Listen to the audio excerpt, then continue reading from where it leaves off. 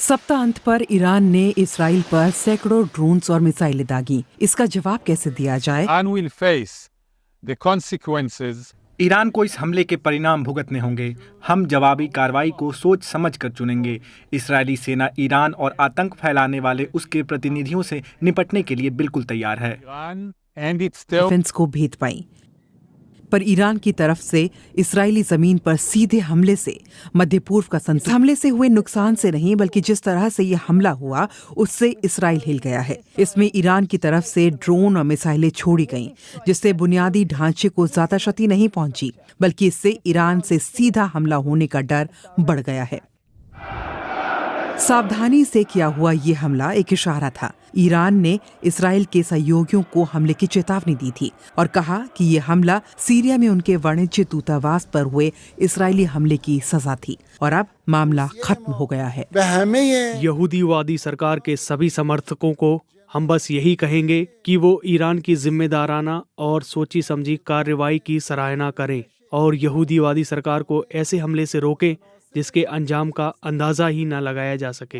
पर इसराइल का कहना है कि ईरान को इसकी कीमत चुकानी होगी, जिसके लिए इसराइली प्रधानमंत्री बेन्यामिन नेतन्याहू अपने वॉर कैबिनेट के साथ चर्चा कर रहे हैं, पर उनके सहयोगी दबाव डाल रहे हैं कि वो इस मामले को और ना बढ़ाएं। ईरान का अनुभव रखने वाले एक तो आप सभी को जय मसीह की। आज हम बात करेंगे इजराइल और ईरान के बारे में।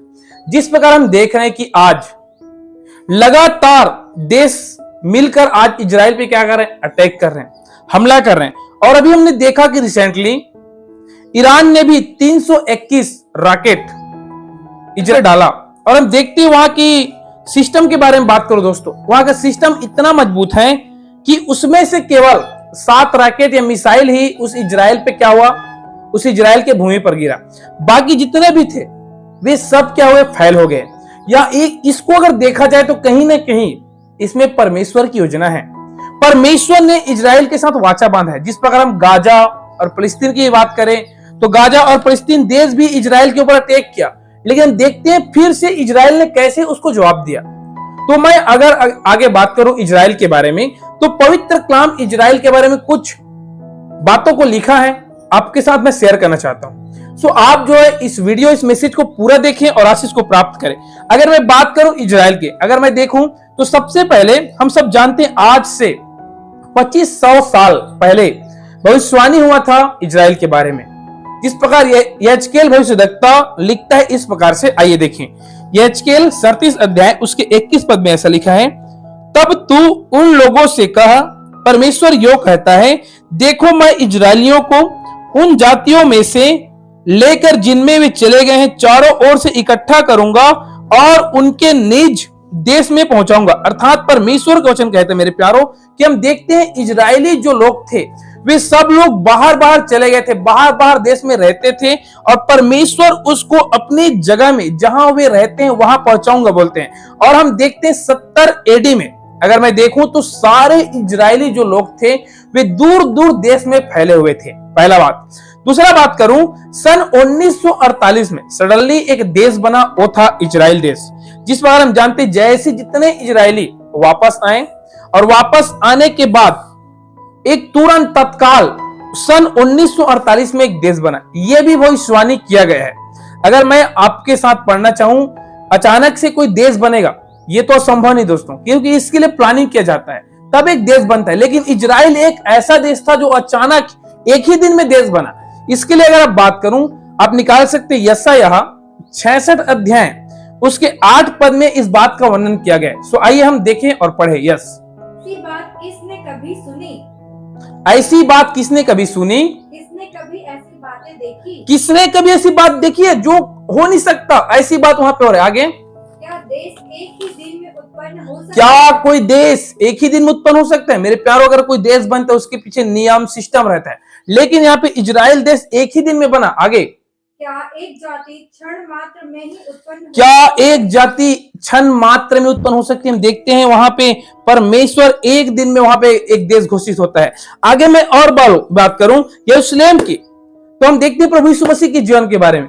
यरूशलेम की बातें भविष्य की बातें प्रभु यीशु मसीह भी करता था। हम सब जानते हैं प्रभु यीशु ने भविष्य की बात करता था। तो आइए देखें लूका रचित सुसमाचार उसके 21 अध्याय उसके 23 से और 24 पद को देखेंगे तो वहां पे कुछ प्रकार से लिखा है। जिस प्रकार मैंने आपको बताया कि 70 एडी में अन्य जातियों पर अत्याचार होता था और लोग तितर बितर हो जाते थे, और आज भी वही चीज को हम देख रहे हैं। तो आइए इस वचन को देखिए। उन दिनों में हाँ गर्भवती और दूध पिलाती होगी, उनके लिए हाय हाय, क्योंकि देश में बड़ा क्लेश और इन लोगों पर बड़ा प्रकोप होगा। वे तलवार के कौर हो जाएंगे और सब देशों के लोगों में बंदी होकर पहुंचाए जाएंगे, और जब तक अन्य जातियों का समय पूरा न हो तब तक यरूशलेम अन्य जातियों से रौंदा जाएगा। देखो मेरे प्यारे, परमेश्वर का वचन यहाँ पे फिर कहता है कि देखो अन्य जो देश हैं वो सब लोग क्या कर रहे हैं, आज इजराइल पर अटैक कर रहे हैं। फिर भी इजराइल को परमेश्वर ने वाचा दिया कि कोई भी तुझे हरा नहीं सकता, और आज देखते हैं सारे देश उस पर अटैक कर रहे हैं, फिर भी आज इजराइल को कोई हरा नहीं पा रहा है। दोस्तों एक इजराइल पूरे देश पे भारी है। अगर मैं बात करूं दोस्तों तो हम देखते हैं आज लगातार देख रहे हैं यहूदियों और मुस्लिम जो लोग होते हैं उनके बीच में लड़ाई अधिकतर होते रहते हैं। कहीं ना कहीं ये बात जो है हमें आज परमेश्वर के आगमन को दिखाता है, एक उसके निकट को दिखाता है। हम इसे जान सकते हैं प्रभु यीशु मसीह बादलों पे जल्द आने वाला है। अगर मैं और इसकी बात करूं, इजराइल के साथ परमेश्वर का वाचा की बात करूं, हम जिस प्रकार देखते हैं कि फलस्तीन और गाजा में जब युद्ध हुआ तो इजराइल कैसे उस देश में घुस के वहां के लोगों को, वहां के बिल्डिंगों को, वहां के आर्मी को मारता है देखते हैं। तो आइए देखिए इस वचन को मेरे प्यारे, जकरिया 12 अध्याय उसके 2 और 3 को पढ़ेंगे, आप मेरे साथ निकाल सकते हैं। देखो मैं यरूशलेम को चारों ओर की सब जातियों के लिए लड़खड़ा देने की मद का कटोरा दूंगा, और जब यरूशलेम घेर लिया जाता है तब यहूदा की दशा भी ऐसी होगी।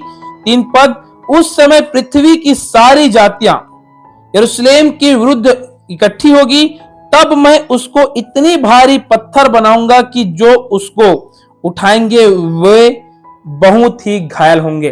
Praise the Lord. मेरे प्यारों, परमेश्वर का वचन कहता है कि परमेश्वर के विरुद्ध जितने भी देश इकट्ठे क्यों हो जाए फिर भी परमेश्वर उसके संग है और उसको उठाएगा। कोई भी देश उसमें प्रबल नहीं होगा, यह परमेश्वर का वाचा है। सो मेरे प्यारों, आज का मैसेज मैं आशा करता हूं कि आपको अच्छा लगा होगा। अगर अच्छा लगा होगा तो इस चैनल को सब्सक्राइब करें, लाइक करें और अपने दोस्तों को शेयर करें। एक बात आपको बोलना चाहूंगा, मेरा यीशु मसीह जल्द बादलों पे आ रहा है। प्रभु इस मैसेज के द्वारा आशीष दे। जय मसीह की। God bless you.